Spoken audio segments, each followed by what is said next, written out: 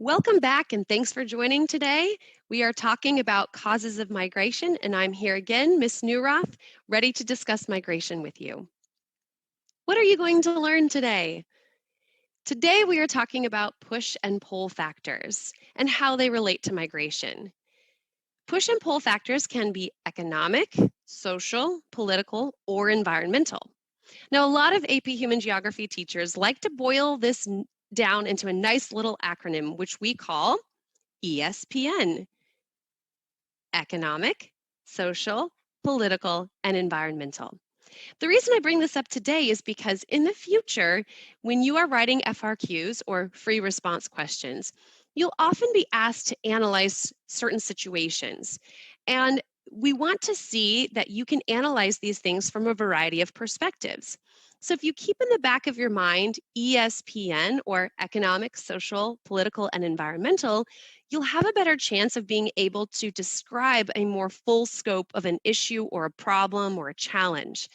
And we're going to practice that today by looking at ESPN as it relates to this concept of push and pull factors. Let's start first by illustrating what a push factor is.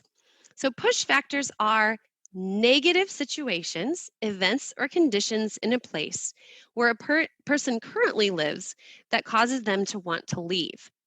I highlighted that idea of negative because I've had students in the past try to describe what a push factor is by saying it's something that makes someone want to leave.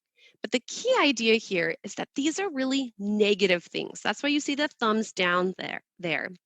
These are things that make a person want to get out of the place that they are currently in because those circumstances or situations are bad.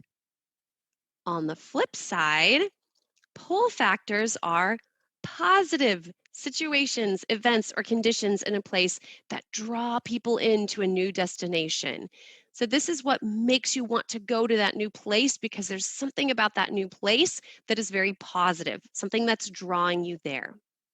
So now that we know the distinct difference between a push factor and a pull factor, let's practice this with ESPN.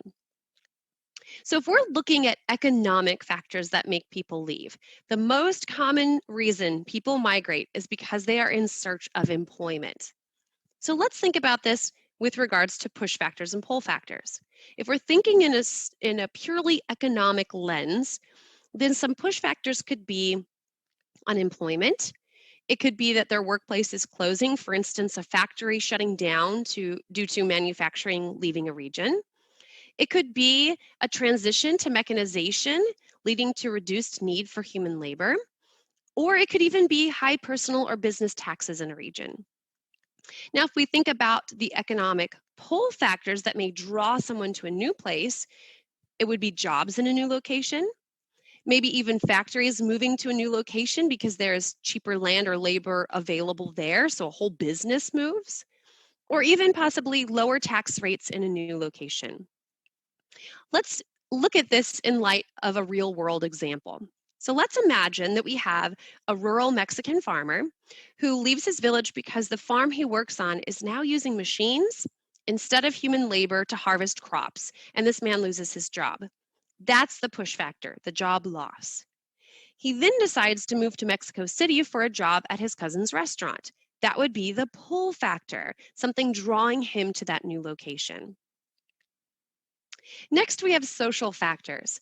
So these include things related to religion, race, gender, sexual orientation, or ethnicity. It can also include factors like health or education. So to give you a few examples, push factors could be things like religious persecution, discrimination based on gender or ethnicity, lack of school or educational opportunities, lack of available health care. On the flip side, pull factors may be freedom of religion, acceptance of different ways of life in a new place, educational opportunities, or access to healthcare. So, an example of this would be a young family is denied services in their country because of their religion. That would be the push factor. They're being persecuted for their beliefs. That family then decides to move to a new country where they can practice their religion freely and without penalty. That would be the pull factor, drawing them to that new country. Now we have political factors. These factors include reasons for migrating relating to the government or politics.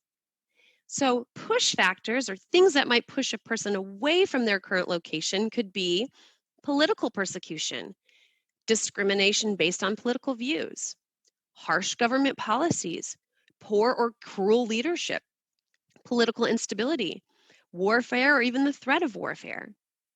Well, on the other side, the pull factors that draw a person to a new location could be political freedom, the feeling of safety to voice dissenting political views, a stable government, fair laws, more trusted leadership, or a more trusted political system. So, an example of this may be a person is threatened with imprisonment because they do not agree with the political party in power. That would be the push factor, the threat of imprisonment. This person then moves to a new country where they feel safe to share their political ideas without the threat of incarceration. That feeling of safety and political freedom would be the pull factor. Finally, we have environmental factors. These are any factors related to migration that relate to the natural world. So some push factors would be drought, natural disaster like a hurricane or a flood or a tornado, or even human damage to the environment. For instance, we saw in Japan, radioactive waste from a damaged power plant caused people to have to leave that local area. It wasn't safe to live there anymore. Some pull factors then, on the other hand, would be farmable land available, safety from natural disasters, maybe a place with high ground or away from the coast, or something that, or a place that has a healthy, safe environment in contrast to a place where it may have been damaged due to some kind of human actions. An example of this would be a family flees because their home was flooded during a hurricane. That would be the push factor. The family moves to a new state where there is reduced threat from large storms or flooding. That pull factor of safety, reduced risk of flooding would be that pull factor. Let's take a moment to look at an example. I love to see how geography relates to your life, to my life, because it's hard to get excited or interested in a subject if you can't see how it relates to you. And the beautiful thing about geography is that there are so many connections to your personal life. So take a minute to think. Have you ever moved before? The average American moves about every 6 years. So we are a very mobile society if you're living in the United States. As a whole, globally, we are a very mobile people. Our global connectedness today makes it more easier than ever to move to a new location. So think about what made you move. What were the push factors that made you or your family want to leave? Were they economic, social, political, environmental, or maybe a combination of several of those things? What were the pull factors that drew you into that new place? Were they economic, social, political, or environmental? I recently moved to a new home because it was much closer to my job. It was going to cost me less money in gas and transportation for me to live in a different place. So my old place was expensive in that regard. So for me, it really was an economic decision. Perhaps you've had a similar circumstance in your own life, or perhaps you moved for a different reason or know someone else who has. Many of us have been migrants in our lifetime if we've ever had to move from one place to another. What should you take away from all of this today? Push and pull factors can be economic, social, political, or environmental. And now you know this handy acronym, ESPN, to help you remember that in the future, if asked to analyze a situation, you can draw on these 4 different facets of life, facets of geography, to help you expand on your answer, your explanation for why we see certain patterns in the world. Migration is a serious decision, and both push and pull factors are taken into consideration. In order to migrate, people must view their current place of residence as so negative, push factors, and the possibility of a new place to be so positive, pull factors, that they then make the decision to move. Thank you for joining me today. And as I always say, Keep your eyes out because geography is everywhere. Welcome back. I'm Miss Newroth, and today we are talking about causes of migration. What will you learn today? Well, we're going to talk about intervening obstacles and intervening opportunities and how these things relate to migration. We are going to talk about how these things can be economic, social, political, or environmental.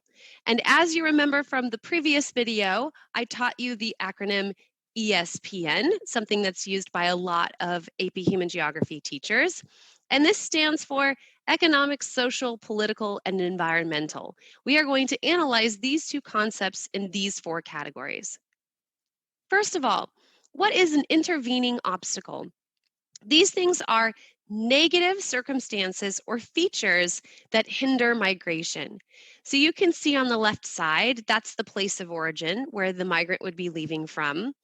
And you see that in the middle of their destination, they end up stopping because they face an intervening obstacle in the way, something negative that stops them from making their final journey to their intended destination.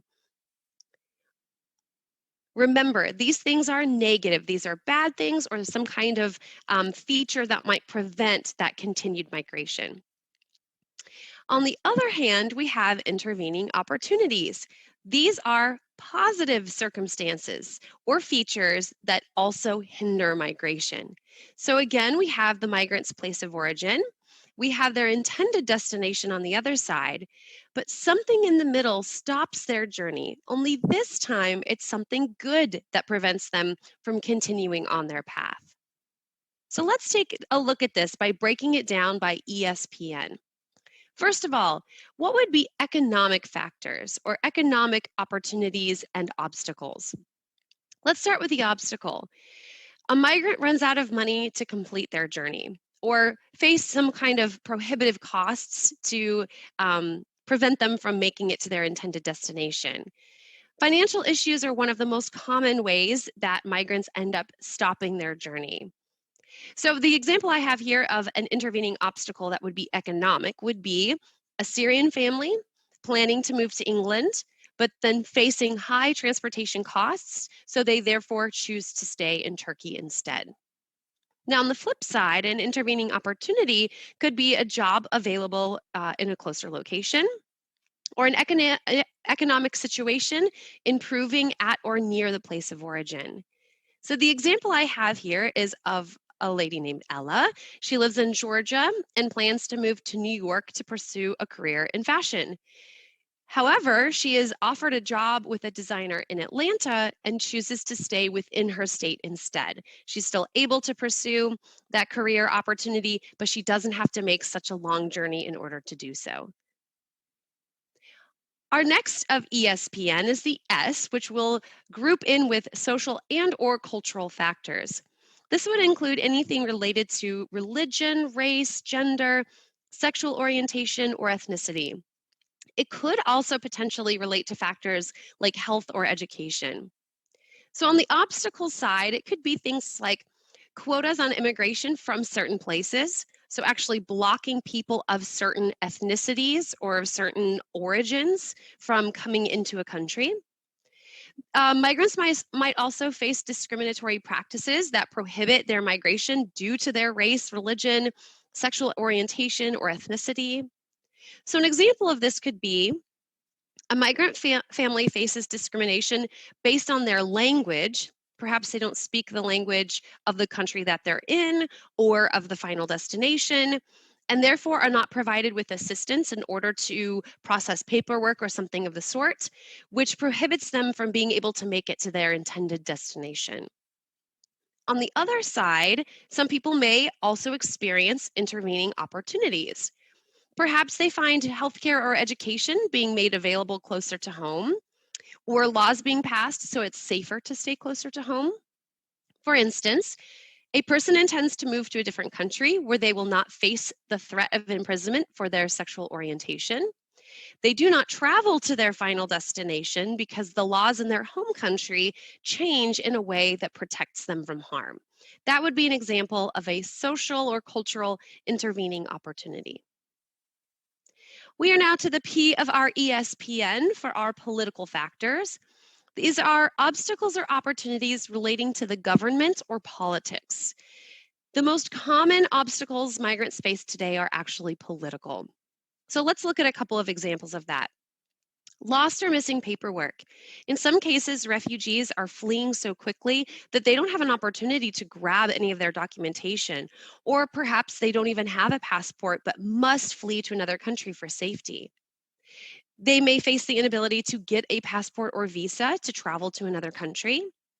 They may have quotas or limitations placed on migration from their country, so they're not able to leave because a certain country won't take in more migrants from their home country. And then, of course, war or any other kinds of political instability could be an intervening obstacle, preventing them from being able to continue on their way. So an example of a quota would be an intervening obstacle here with this Chinese family example. They must wait to migrate because the US quota will only allow a certain number of people each year from China. So they may move a bit closer. Maybe they move to Canada with the intention of migrating south when they're allowed in the United States, or maybe move to Europe with that intention of finally getting to the United States. But something about that quota prevents them from being able to make it to their final destination. On the flip side, we do also have intervening political opportunities. So asylum may be offered in a closer location, asylum being safety granted to someone who is fleeing under the fear of persecution or potentially death. The political situation in their original destination may also calm down before a migrant has a chance to make the final step of their journey. So the example I have here is an Ethiopian refugee family finds safety in Kenya and decides not to take the final step of their journey to Germany. We've made it all of the way to the N, or the environmental factors here of our ESPN. Environmental factors include any migration related to the natural world. Historically speaking, these are the most common types of intervening obstacles. So that could be something like an ocean crossing, a river to ford, a large mountain range that must be crossed. So for many migrants in the 19th century, this was the biggest challenge that they faced. So I used an example here of migrants in the 19th century who intended to travel from Eastern Europe to the United States, had to take a difficult journey over an ocean. The challenge of these long ocean crossings caused some to choose to stay in Western Europe instead of making it all of the way to the United States.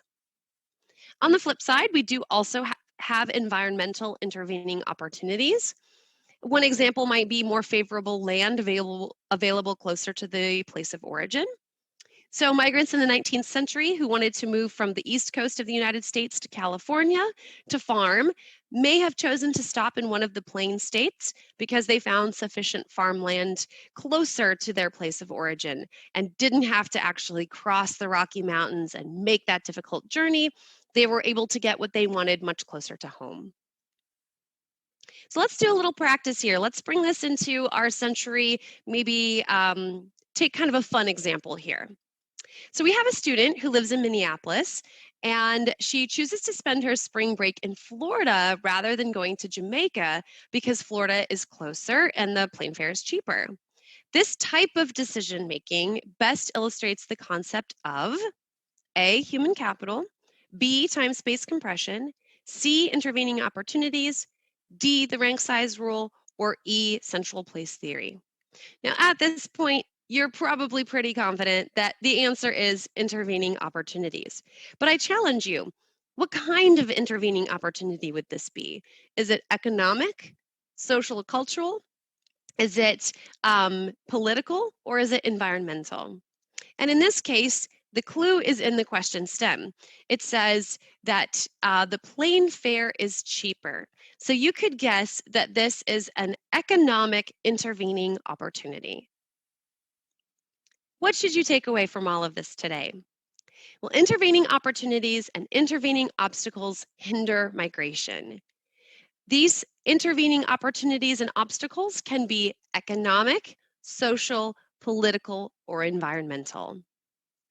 Thank you for joining me today, and as I always say, Keep your eyes open because geography is everywhere.